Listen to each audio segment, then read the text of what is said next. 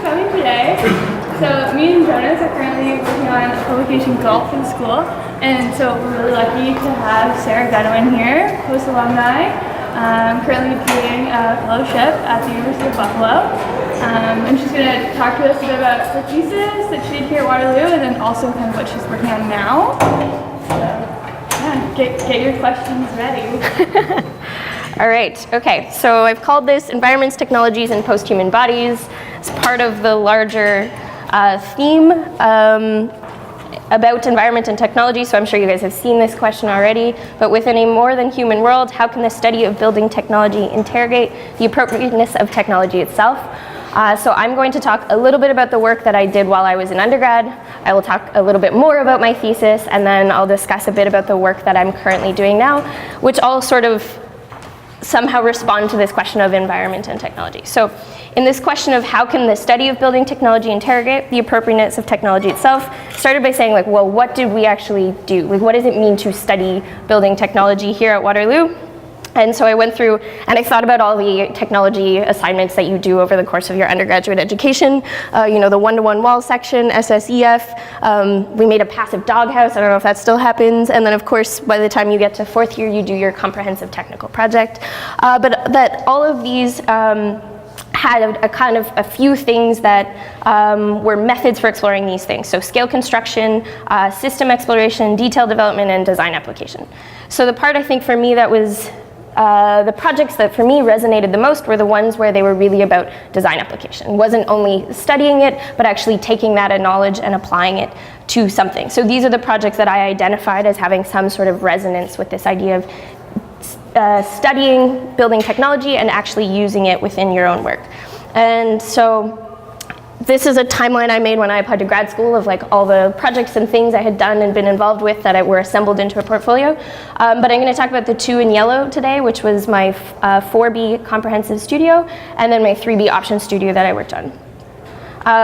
So in 3B, I had Lola Shepard. We were looking at the Arctic, and we were posed with this question of what is a post-secondary institution in the North. Currently, there is none in the Canadian North, and so working with my partner Megan Murray, we looked at, we became really interested in this sort of digital space of education, and really where this project started to come together was in the construction of wall sections.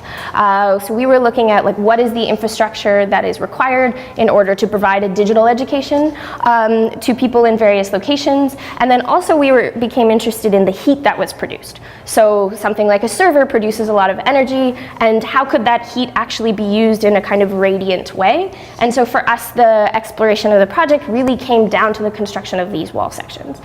So wind veil, snow pocket wall, server heat source, all of these were the place where the project actually had the kind of most potency.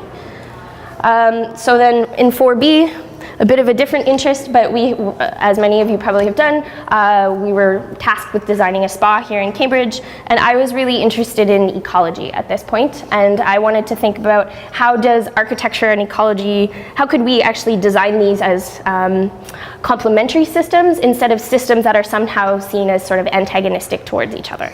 And so I was interested in succession and the kind of process of growth of plants over time, but also then trying to make these two things sort of work in complementary ways. So of course, environmental systems get explored through, for me, the central space was a greenhouse, and how does that greenhouse actually become a kind of seasonal apparatus that operates in different ways at different parts of the year, and then how could the building actually serve to respond to things like flooding. Our site was right along the river. Could there actually be deliberate space of accommodation for overflows of water? Should it rise above the 100-meter flood line? And then also the idea that by simply inserting something like a wall, you construct microclimates around, and that they may have different sort of ecosystems within. But ultimately there was an idea of like, how do these two forces of a kind of presence of a human population and the kind of forces of ecology, maybe over time when a spa isn't needed, some remnants of the building remain, and that things actually become kind of overgrown, and that the ecosystem actually claims that site once again, because currently, to start with, it was a park. So this is where I kind of entered into my thesis, was within this kind of growing interest in ecology, really within urban environments. So I'm going to do this again, and ultimately, though this wasn't, this is all completely hindsight, where I can look back and I'm like, I did do scale constructions, I did do sort of systems exploration, I did do detailed development, and I did design application. Like, I didn't come into my thesis thinking about it as something related to building technology, but that's ultimately the direction that it came in. And what I got out of it was an interest in what I'm calling posthuman practice. So I'll expand on that. So this was the starting point, was this idea of like the kind of conflict between these two things within a relatively urban environment. But then I came across this term synanthropic. And a synanthropic species is an animal or plant that is between the domestic and the wild. It's an animal that actually benefits from living close to human populations, but remains beyond our control. So it's not your dog, but it's in fact the house sparrows that nest in the wall right next to us, right? So there's really tangible experiences, or the falcons that live in the church just across the street. So I came across this term and became really fascinated with it. So an interest in plants actually shifted to an interest in animals. And so these are sort of 5 pretty common synanthropic species, and what I first became interested in was this term called by Jakob von Uexküll called Umwelt, and it's the idea that every organism has a different perceptual world that they occupy, and that perceptual world is proportionate to the complexity of that species. So what I started to do was say, like, well, these animals are living in the same urban environments as us. How are they perceiving them in a way that's potentially different from our perception? So this is a umwelt of my imagined umwelt of a rat, versus a pigeon who can see in pentachromatic colors. Their perception of that same space versus a peregrine falcon who tends to kind of gravitate towards roof surfaces and radiant heat coming from those roof surfaces. But simultaneously, there's this idea of the perception of the animal and then our perception of that animal. So the argument is that architecture actually plays a very big role in our perception of that animal. So if we look at the first one, when the bird is outside the home on the bird bath, we perceive it as a sort of neighbor, something desirable and friendly to watch, but that remains sort of beyond our control. Then if that same bird were to fly into your house, because it's entered the boundary of the home, suddenly it's an intruder. It's a problem, something that we have to deal with. The last one is the third one, if we took that same bird and put it in a cage inside the house, that same animal suddenly is a pet. It's something to be kind of fed and cared for and to build a relationship with. And then the last one is the sort of synanthropic. And it's animals that tend to kind of live at the periphery in a sort of space that's proximate to us, but maybe is not always like perceptible. Like if something's living in your walls or in the attic space, you may not always know that it's there. But species that also at times kind of occupy all 3 of these ranges. Sometimes, well, maybe not pet, but they do enter into your home. They may stay outside as a sort of visible representation of the species, but that architecture plays a big role in kind of mediating those relationships. So that was one interest, and then the other was in the idea of how could we do something small, but if you multiply that same small thing many times, could it have really extra large impacts? And in architecture, we always kind of work across scales, but my idea, instead of going, doing site analysis and working in towards the details, like what if I actually start with this and see how I can work outwards from it? And so for me, this sort of small scale was the conventional standard details of suburban houses. So you've got your eaves troughs, your downspouts, your roof shingles, chimneys, attic vents, laundry vents. Things that are really critical to the kind of operation of the house are often not really designed. They're kind of added on afterwards, and often the first thing to fail. So you'll have ice damming in your eaves troughs, or you'll have animals creeping into the vents.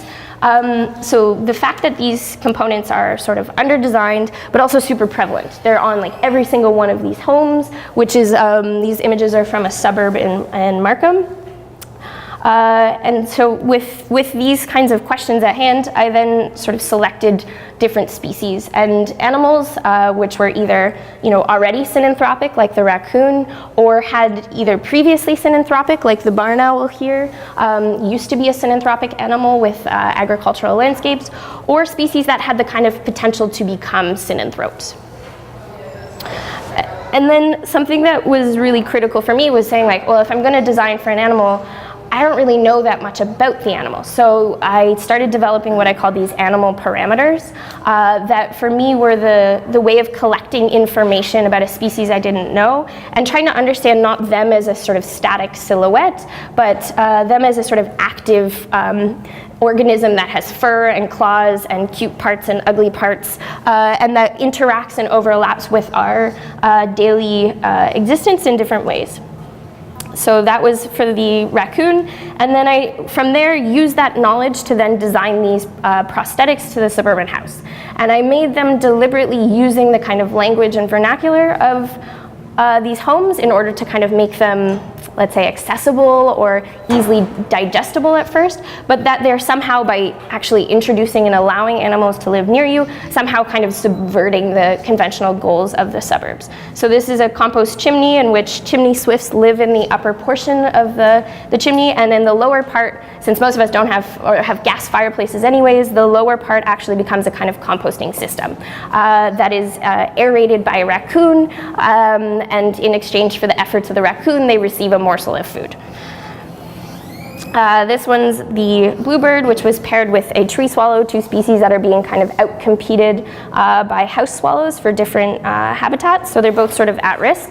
And this one hybridized with the downspout and eaves trough, providing them specifically sized habitat within, and then using the eaves trough as an extended condition in which there's water supply and potentially vegetation and plants.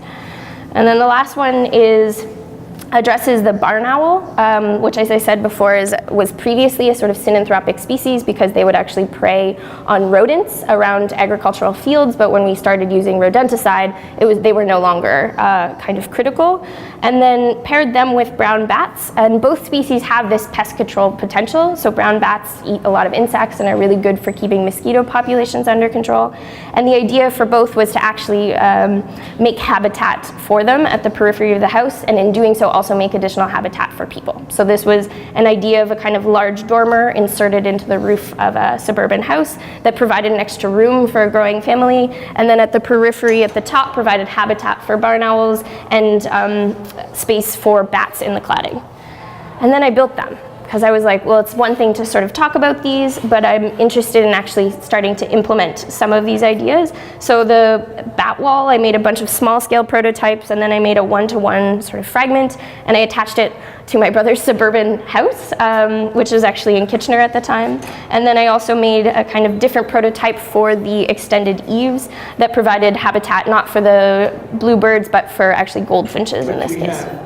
Yeah, they're over there at the back, dug out of my basement. And so then the idea was that these things actually all kind of come together to start to construct or modify the suburban house and make space for these different species. But again, the idea was to say, how do I go from the small to the large? So it wasn't just implementing on one house in one specific location, but saying, how do we kind of add these? Because the fact of the suburbs is they are this sort of repeated clone stamp of the same building typology, we could readily modify many of them. So the idea with the compost chimney was that it might also impact the landscape adjacent to it. So the composted soil would actually serve to replace the fence that usually parcels off relatively small pieces of land, and instead would become this sort of vibrant ecosystem in people's backyards that also allows for species to sort of move through the suburbs. So you can see they start to have these sort of connection and traverse paths through. But that each of the prosthetics would have their own sort of spatial implication that when multiplied could start to shape how we actually produce or modify existing suburban landscapes. And so eventually the goal would be for the suburbs to be named for the ecosystems that they're trying to cultivate instead of the ones they're replacing. So instead of being called meadowlands, they might be called like Bluebird Field or something like that, but that they would form new relationships with these ecosystems. Okay, so again, back to this question of how does a small thing, through a process of multiplication, have a really large impact? Okay, how am I doing on time? Okay, good. So now I'm currently the Reyner Banham Fellow at the University of Buffalo, and I'm using it as an opportunity to kind of interrogate what is a posthuman practice. And of course I started with animals. But there's this great woman named Joyce Huang at Buffalo who studies animals, and she makes all these kinds of things. I was like, I gotta find a new angle in my application. And so I was like, what if I actually look at what I've called elderly cyborgs, but older adults, essentially, to say, could that offer a new lens for looking at these same questions of like, how do different people perceive their environment? How do the standards that we currently have only serve a kind of normative idea of a body, and could they serve much more diverse perspectives? And so the same sort of set of tools are in some ways being explored, but then the two that have kind of added are representation tools, like how do we actually represent these things? And that's something that emerged for me through the process of my thesis. And then how do we actually invent alternative standards? Not simply say like, these are the ones that are given, but how could we generate new ones? So most of us are kind of cyborgs in some ways. Our phones are kind of connected to us. People have Fitbits. Your home is increasingly becoming a kind of censored environment, but we're really becoming hybridized with our environment and the technologies around us, and we're becoming these cybernetic organisms, as people like Donna Haraway have identified. And I would say that in some ways, older adults are actually the kind of greatest or most common cyborg. It's not, Arnold Schwarzenegger in Terminator, and it's in fact your grandmother who has like all this biomedical, either they've had surgery or they've had pacemakers implemented, or they're using different drugs to kind of maintain certain processes. So this is a drawing taken from a book called Young Old, which is by Dean Simpson, where he starts to kind of catalog all the ways that we're modifying our own human bodies. And so last semester, I've run 2 seminars as part of this fellowship. And so last semester, each student took on the kind of identity of a particular age-associated condition. So Alzheimer's, loss of proprioception, hemiparesis, which is a partial paralysis of your body or partial weakening, but osteoporosis. And so each of them tried to kind of embody a person who has that condition, and then tried to look at architecture from that perspective. So this, for example, it was an assignment called Decentering Norms, in which this project, or this person in particular, was looking at Alzheimer's. And so Rachel Mordaunt went through Neufert, which is the kind of book of standards, and say, how do we actually start to mark up standards from different perspectives, not from a kind of ideal condition, and not also only from, let's say, an accessible standard, which is typically someone in a wheelchair, right? Anytime we talk about accessibility, it means someone in a wheelchair. But our human embodiments are much more diverse than that. And so she redlined Neufert from that perspective. And then the other assignment was to actually start to create umwelts. And so they were tasked with, the school has a subway station, and we had a particular classroom we went in every single week, and people had to pick spaces within that to kind of document and try and perceive through the lens of someone who has something like Alzheimer's. So this is, again, Rachel's work. So for example, the dots are floaters. People who have Alzheimer's will occasionally have these sort of floaters. I've been told that some people, they're white, not black, like she's represented them. There's a challenge with light perception, and when going from a dark space to a bright space, that tends to kind of blow out your view. Things like shiny floors tend to appear wet and slippery, or dark mats actually appear like holes. So someone might actually, you'll see them walk around a dark mat because they're worried of actually falling into, because they have a different type of depth perception. And then this semester, so students last semester went on to kind of generate projects from these perspectives. This semester we've been doing a range of things, but one was this question of what can the body do? So Deleuze asks this in one of his essays based on a past philosopher named Spinoza, but he says we shouldn't be thinking about the body as like what the body is, but we should start thinking about what can the body do. So students had to make collages in class. So one was trying to kind of embody the sort of motions, different types of motion. Another at the end, went even a little further and said like how could we continually make and remake the body to do different things. And so what they're currently working on is now hybridizing 2 projects.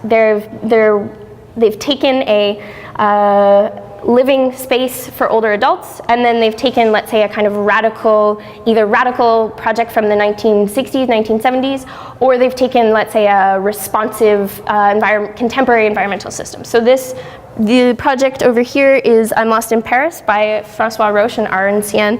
And the idea was for this kind of bio wall that from the exterior actually makes the neighbors quite uncomfortable because it's completely overgrown, like you can't even see it.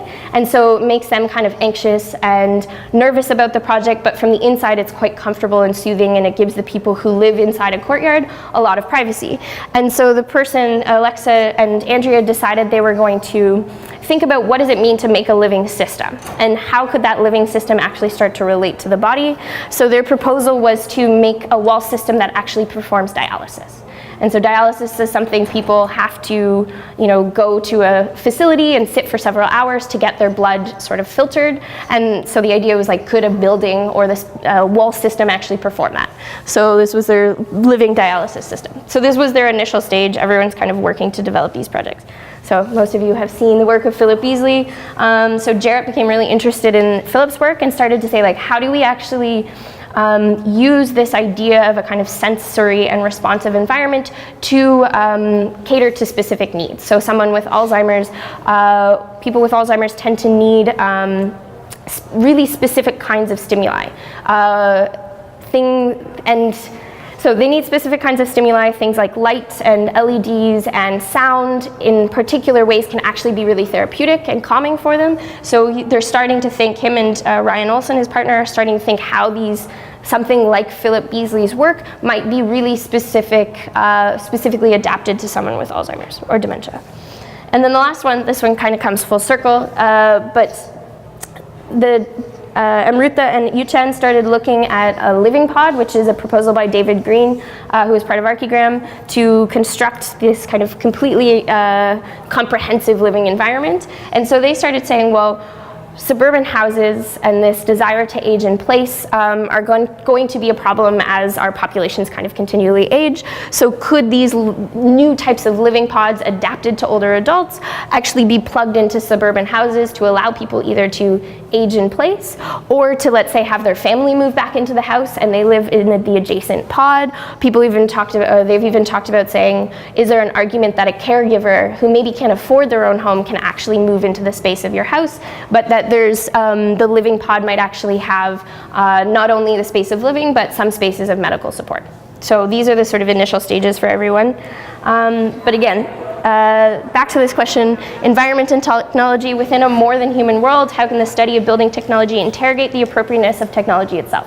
And I would say increasingly, and maybe this is also through the process of reflecting and preparing this presentation, that actually building technology isn't just the place where you start to assemble the knowledge you've been given in your enviro classes and your building tech classes, but actually has the potential to be a means for interrogating some particular conditions within the environment or within standards. So like, how could building systems actually start to rethink how we have processes of caring for the aging, right? So if you're looking at the dialysis wall, like how could that actually be a means of asking a question? Or for example, with the synanthropic suburbia, it was never really about specifically being like, I think every house needs a compost chimney, but could we actually use this as a means of interrogating the basic assumptions about the suburbs and bringing attention back to something that's actually really critical, the fact that the suburbs are everywhere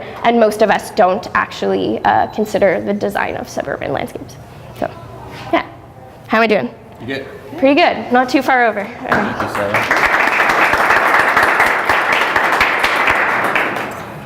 right. So now we're hoping to open more to a conversation, whatever you have that you want to voice out or ask Sarah. But why don't we start? We have a few questions. We just start with one.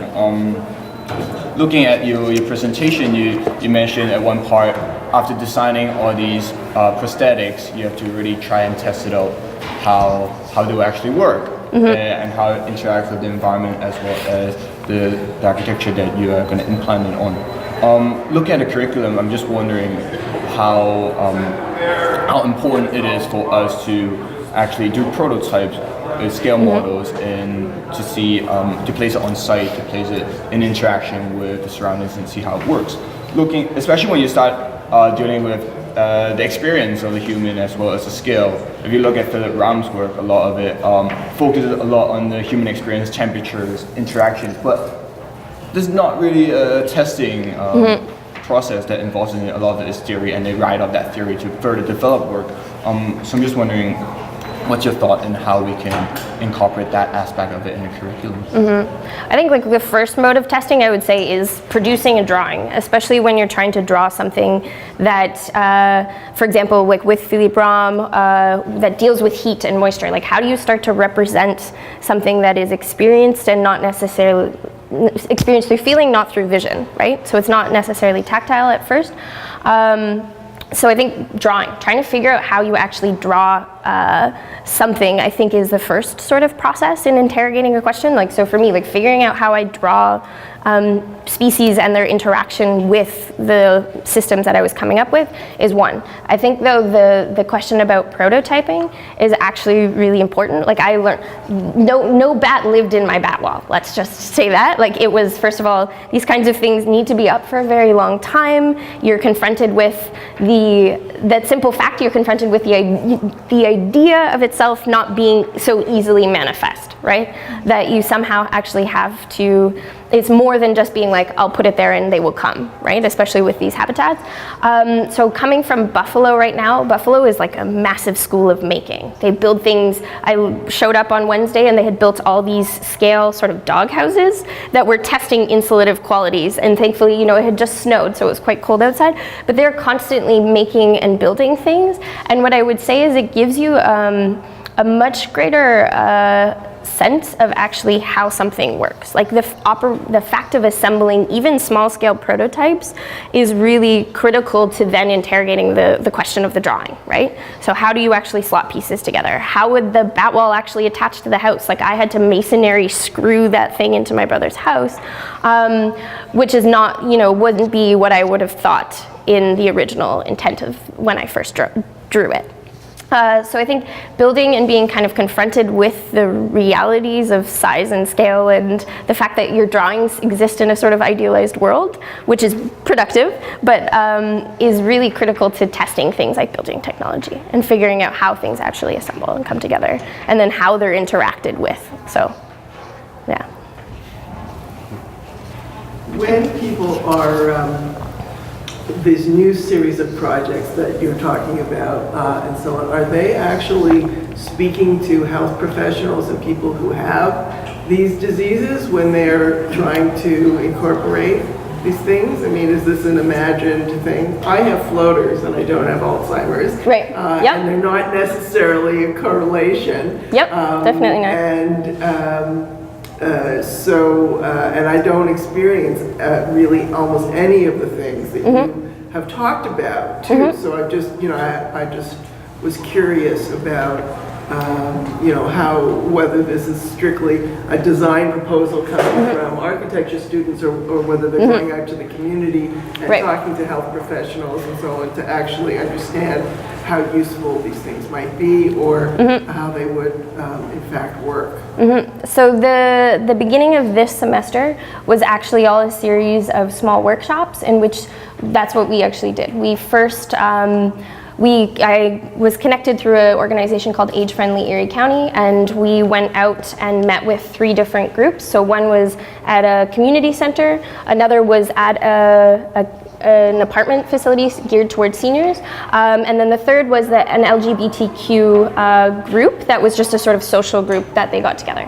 So through actually drawing, we had conversations about how people perceive their environment, what challenges they faced, how their environment supports particular actions, what is their broader support network, so what, you know, technologies do they rely on, what places do they go, what people do they have that allow them to keep living in whatever particular way they choose. So that was the kind of early stages of this semester. I'm just wondering because, I mean, one of the things that Buffalo is selling right now is this huge healthcare thing that they've, you know, brought downtown, and you know, it's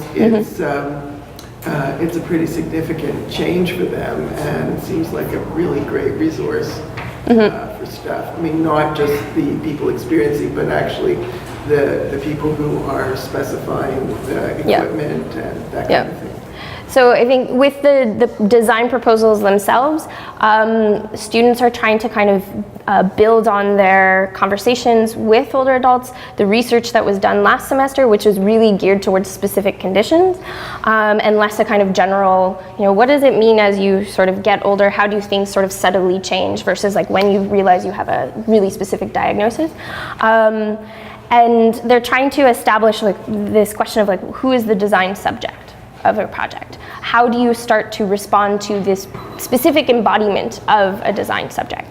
And so the proposals are kind of pushing a little bit further beyond because they're trying to simultaneously kind of interrogate certain assumptions we have about what it means to design for older people. And so yeah, the dialysis wall is kind of insane, sort of radical, but that's part of the goal, because Buffalo, oddly enough, actually has a center called the Idea Center, which is an inclusive design group, which does the very like pragmatic, universal design approach to what is inclusive design. And for them, it means like ramps, stair lifts, accessible bathrooms, and hand grab bars. Like for them, that's what it means. But I guess what I'm trying to advocate for, and sort of picking up on the position of Joss Boyce, who writes a lot about disability, is like how could we actually design from someone else's perspective instead of saying how do we solve it afterwards. There are also other disciplines in design that specialize in some of these kinds of things too. I mean,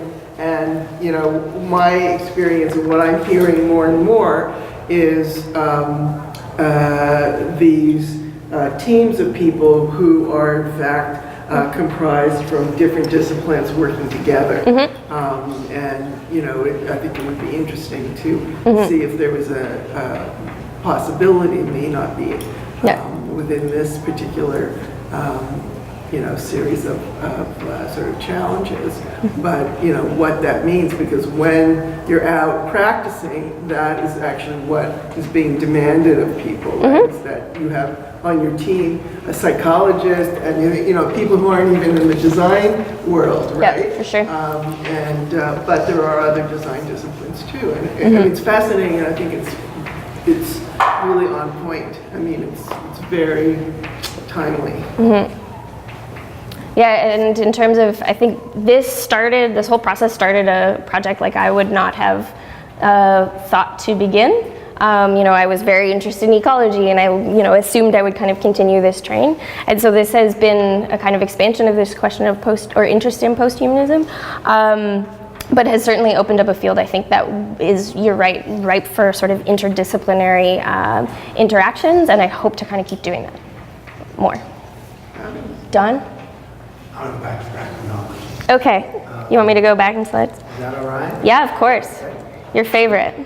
Well, no, it's just, the weird thing is over the past dozen years, I've had to work through all the literature on the extinction of the American buffalo, more or less. The extinction of the passenger pigeon, the transformation of the habitat for the grizzly bear, what else? The American antelope, which is virtually extinct and was brought back. And the thing that's very clear about all of those things was that there was a sort of monumental vibration between the species and the environment. It's probably pretty clear to everybody that, in fact, men didn't kill all the passenger pigeons. They just took down enough oak forests that there was no longer a relationship between them and habitat. And the fact is, probably we couldn't have endured passenger pigeons. The massive you wouldn't have swarms. air flight if you had passenger pigeons. Nobody would dare have an airport. The air crashes would be monumental. The thing that's very clear is now, because people have been doing the accounting and everything else, it's like clearly the buffalo weren't hunted to death. The environment was changed while they were being hunted to death, and that probably wiped them out. Grizzly bear just changed habitat. It was a plains animal, it was an open, and it went to the woods. But the thing is that the oscillation between the environment and the species is enormous, and it's not just necessarily to the species' benefit. How far did you, I think all this is actually terrific. And there's two directions that it seems to go in almost immediately, which is one, the fabric of contemporary buildings couldn't sustain this for very long. I lived for 12 years in a wonderful house. There was a squirrel and raccoon farm. There was no way out of it. There was no way getting them. You just trapped about 50 a year, sent them over to the valley. That was it. Which was not a euphemism for killing them. I would love to have drowned them, but I didn't. It's against the law. But, and finally we said there, say, well, we just have to make the house so that they can go through the attics. There's no way to stop it. Because we dam them up, they would just go back into the same line. You realize there's some line in their culture that says they're going to go in that spot, no matter if you clad it in like metal, everything. But the building, the environment of the building is one end, but the environment of the city would seem to be remarkably transformative. In the same way that when the city said, we're not going to put downspouts into the storm system anymore, you're going to put them back out in the lawns. Pretty soon, pest control gave up on the problem of the Norwegian rat. They said, you got rats, you got rats. 20 years ago, if you sighted a rat, there would be guys over there tracking it down. Once there was so much water everywhere, they said, they're here, sorry, we got them, we got them. But is there a, in your work, and I'm sorry I don't know it better, does the law of unexpected consequences work very deep into the ecology? I mean, as you say, this is meant for suburbs. It's meant for those worlds where, for instance, Toronto from the air is just a green city. A core of building in the center. What changes? I mean, do you read the change? Between the suburbs and the urban environment is the question, once you project, once you sit there and say, okay, we're not fending off the raccoons, we're now garbage control, or whatever, if you don't hold them off, but absorb them in, what happens to the ecology of all of that? So I specifically chose the suburbs because I was interested in the kind of space of contention between the place where we live and the place where animals live. And yes, of course, it happens in the urban environment as well, but there's something about, this sort of culture and autonomy of the single family suburban house that people are like, I'm going to have my own control over, master of my own domain or whatever. So that's why I picked the suburbs and for this sort of rapid replicability. So for me, the goal was that the hope would be that by first encouraging certain species that there would be a larger sort of cultural reconsideration of what the suburban landscape was. I'm actually thinking of like a biophysical transformation of the landscape, or of people. That around Toronto, the suburbanization of the hinterland media around the city has done two things that nobody expected, which is that it drove the coyotes into the city, which has driven it's driven the foxes out. No one knew they were there. Now the foxes are actually moving into raccoon territory. Because they can't survive in the ravines anymore because the ravines are full of coyotes. And I presume the coyotes are in part there because of the suburbs, and not in part because what we thought were extinct eastern wolves aren't extinct anymore. They're bad. There's a serious issue in the suburbs about coyotes. People do not. I have cousins they don't put their small dogs in their backyard anymore because the dogs and the cats are all being attacked and disappearing. Dogs and cats, but the problem with raccoons in the cities, you sit there and say songbirds. Because the raccoons are just go for the eggs. But when they have such an abundant compost source, it's a lot more work to probably get the eggs. Well, there's changing. With the new green bins, maybe it's a different thing. There might be a lot more work, but there's once you stop fending them off, there's a lot more competition among the raccoons. I know that I hear regularly because I have to deal with people's gardens.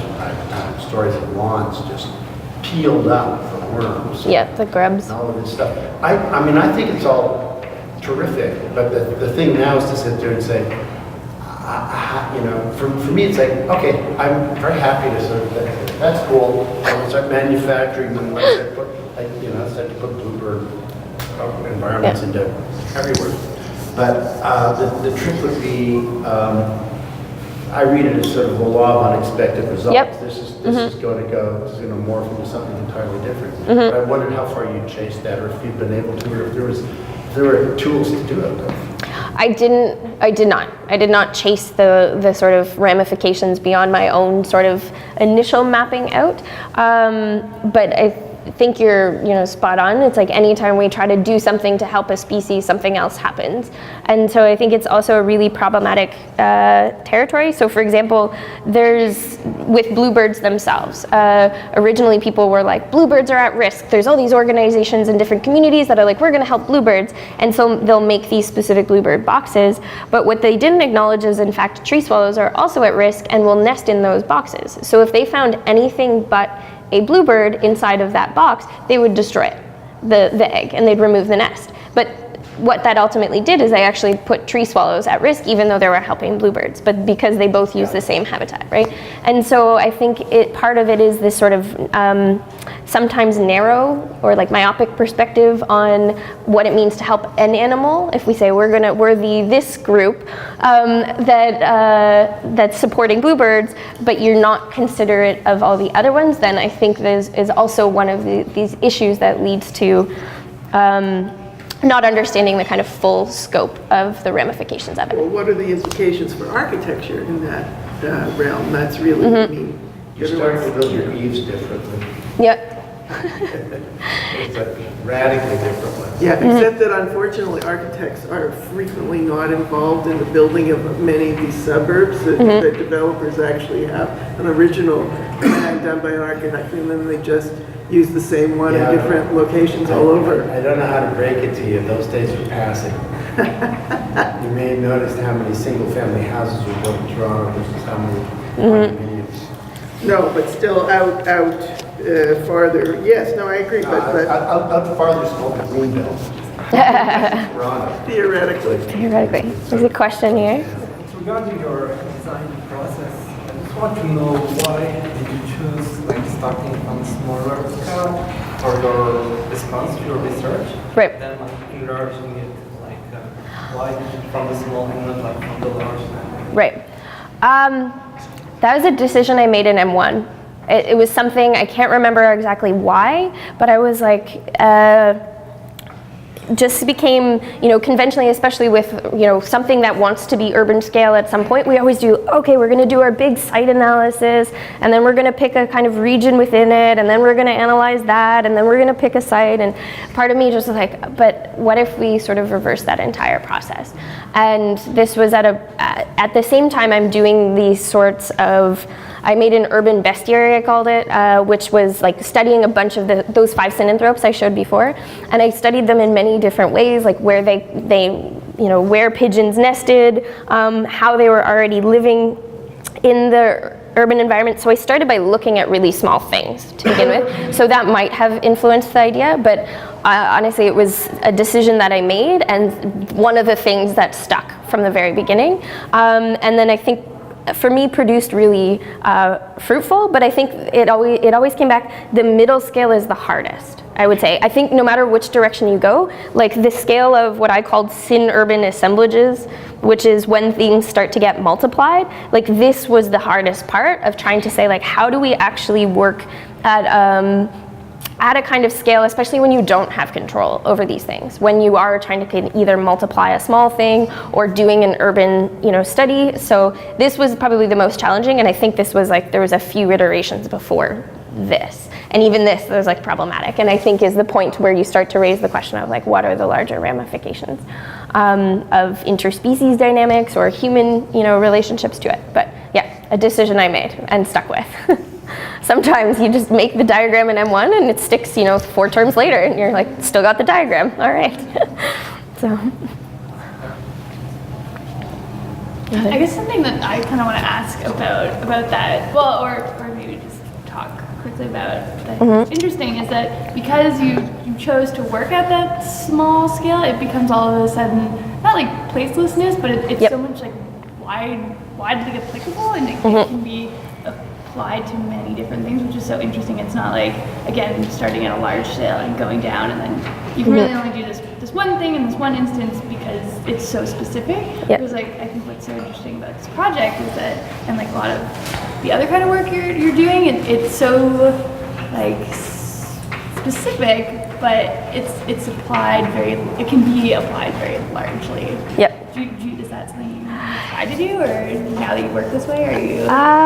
It's not something I do intentionally, where I'm like, I want to do things that are placeless, but because of this question of like I believe Keller Easterling calls it like the multiplier of how do you like develop kind of a system, and then how does the sort of replication of that system have a kind of impact. But I think the challenge of it, I guess, in this was like, I realized at a certain point, I'm like, I've only designed, habitat for 2 birds. In fact, there's so many species of birds. And so as I went, I actually designed like multiple different extended eaves. So I think there was one question of that, of like, how do you have site specificity through the subject that's being addressed because of the region that you're developing within.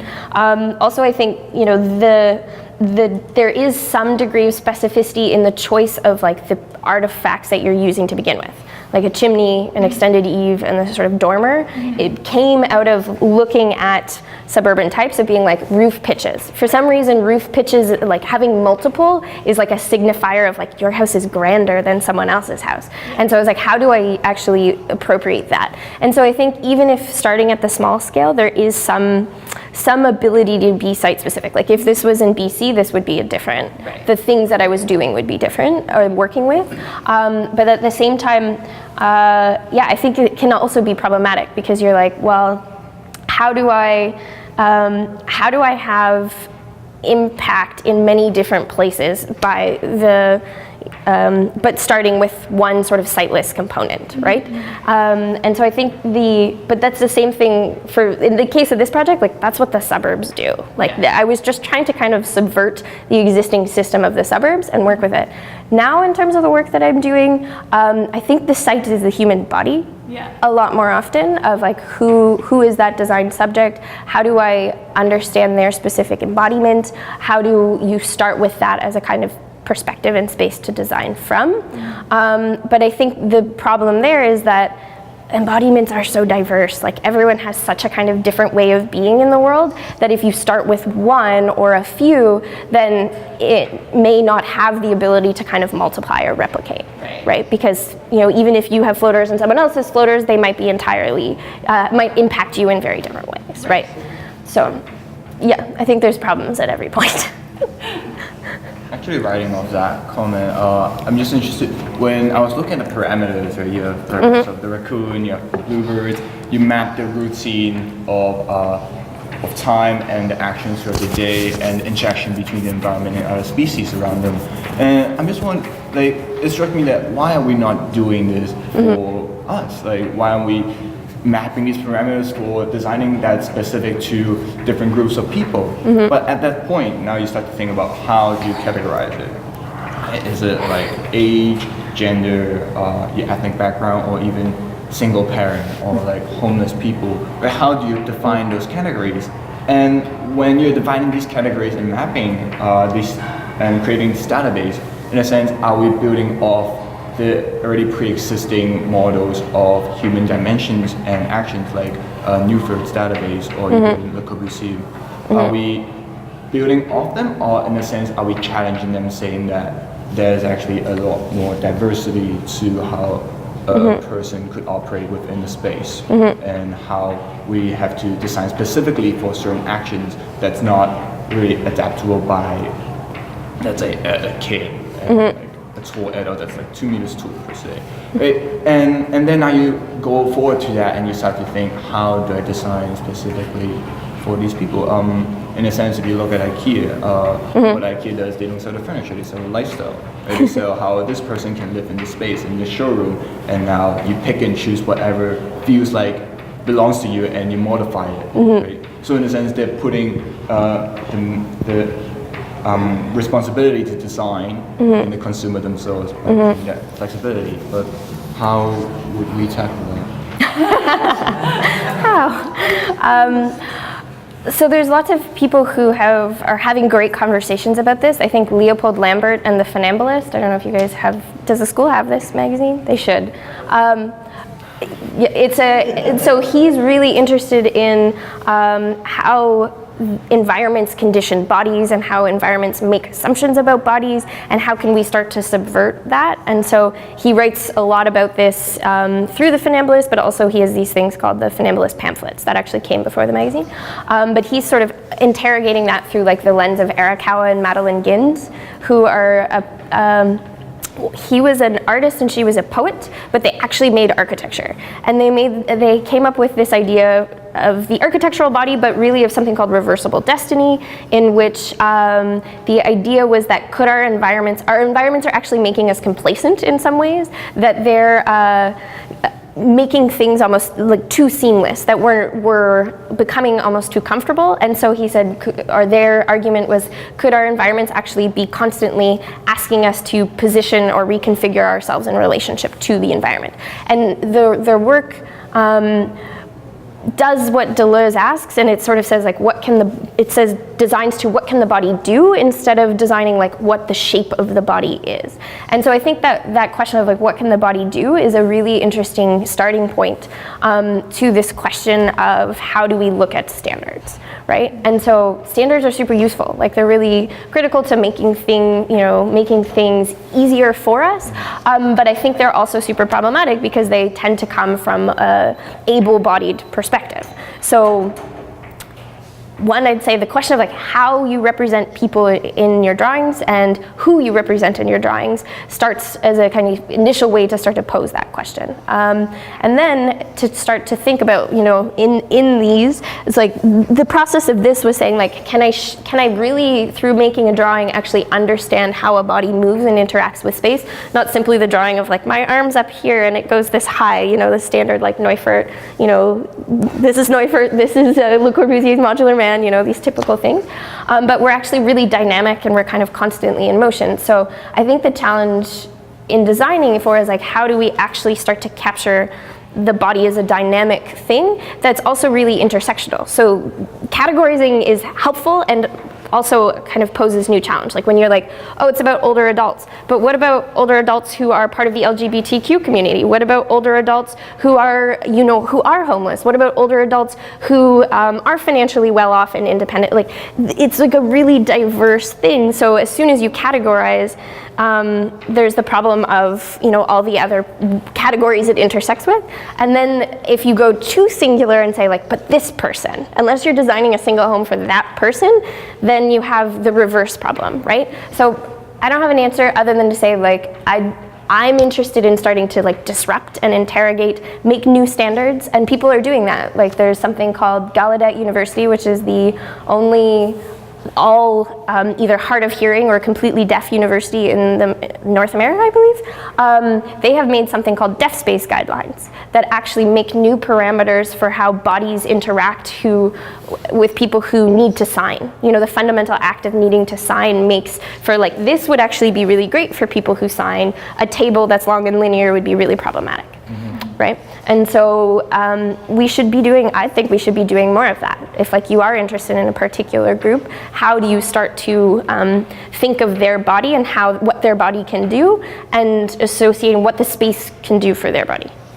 I could keep going on that, but I'll stop there. I think you hit something with this modular idea. I mean, certain people in the fashion industry have begun to incorporate things like that, where fashion can be modified a certain kind of thing, and there are things you can do with it so that it fits different body types and different color preferences and that kind of a thing too. I mean, that's somewhat superficial, but I think that this idea of and this is being incorporated even with products and industrial design as well, where you have some modifications that are possible within things, or you have furniture which transforms to do more than one purpose, and perhaps we need to see some of those things begin to develop in architecture. Of course, it's larger scale, it's very expensive, there are other aspects of it, but I think it's worth it. And I will mention one other thing, sorry to keep thinking of, but actually across the street right now, there is an exhibition at our Queen Square Gallery called Transform Through Touch, and it actually is developed with working with 5 people, deaf and blind people, and you can go in and you get sort of sensory deprived, and you experience things as they would, and it's like 100 feet right there, right now. So it might be worth Field trip. investigating. Mm-hmm. How are you doing? We can, if there's nothing else, then we wrap up. Thanks, Sarah. Great. Cool. Thanks, guys.